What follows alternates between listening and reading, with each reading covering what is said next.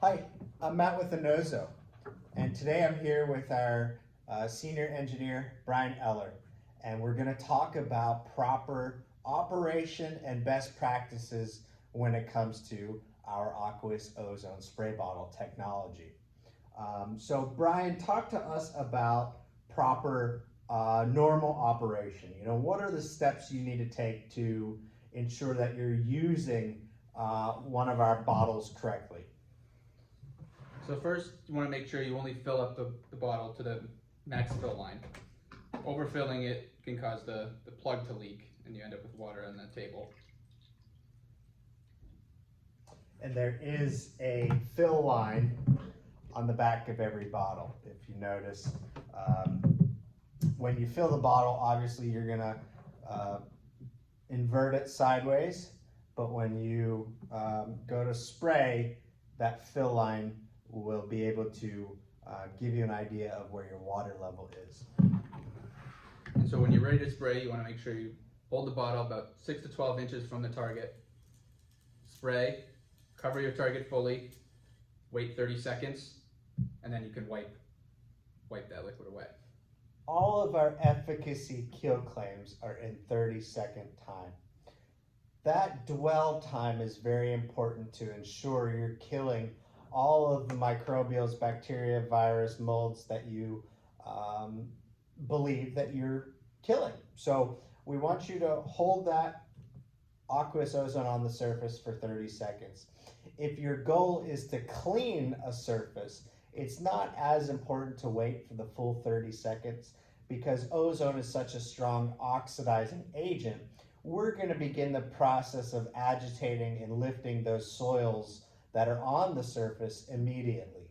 So if your goal is to sanitize, you want to wait 30 seconds. If your goal is to clean or deodorize, you don't have to wait 30 seconds before you wipe.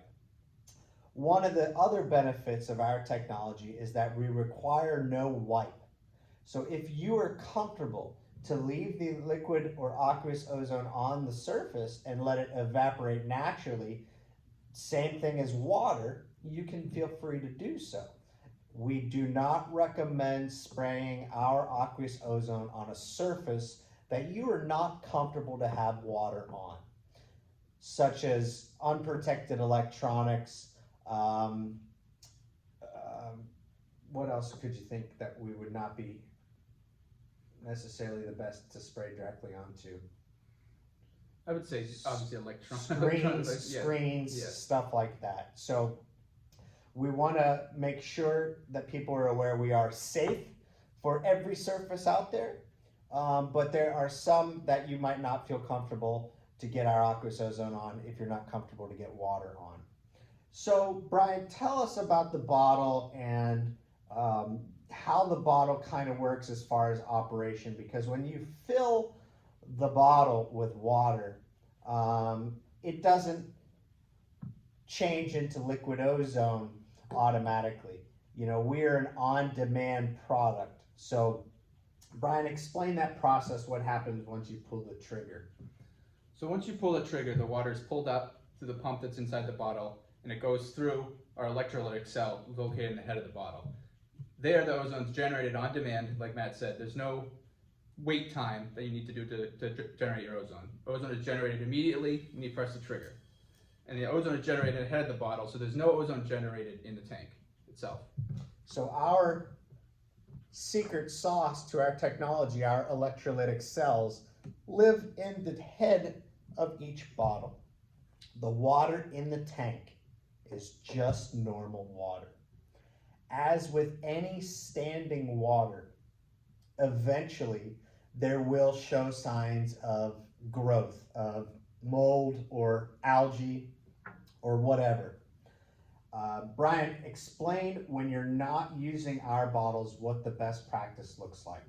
So what's best when you're done using a bottle for the day is that you completely empty the tank of the bottle and also leave the blue cap open. This helps the bottle dry out, air dry, to prevent any type of bacterial or algae growth from happening inside the tank itself. As there's no ozone inside the tank, there's nothing to kill it. If you leave a tank filled with water, With the blue cap closed, it could be possible that snakes grow in there. So what happens if a customer does start to see a little bit of growth in the bottom of their tank and they're concerned that there's an issue? What do we recommend at Ozone for customers that see some algae or fungal growth in the bottom of their bottle? So we have a cleaning process that you can use with supplies from just around your house. So what we recommend is to fill a bottle that may have dirt in it, fill it with a full tank of water, add about a teaspoon or 5 grams of just regular table salt. I have about in this tube here.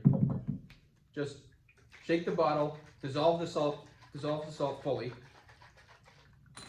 and then we recommend just spraying that whole tank into a cup or a bowl. Spray the entire tank through, and then take that liquid, put that liquid back into the tank, and you let that sit for at minimum 2 hours. Best case, let it sit overnight up to 12 hours. By the time that 12 hours is done, you should see the tank is completely clean. If it's not, you may need to repeat at least one more time, but after a second time, you should definitely see anything in the tank be removed. What you're actually doing with this salt cleaning procedure is making or generating a chemical. This is a chemical similar to bleach, and it is not aqueous ozone any longer. So this is only for a self-cleaning procedure. We do not recommend in your day-to-day operation to add salt or anything other than water into our bottles. That goes for fragrances or essential oils. If you put any of that into our bottle, you will damage the product. So Brian, this is really helpful. Hopefully it helps our partners and customers. Again, best practices for the bottle: when not in use, empty tank, cap open. Thank you for your time.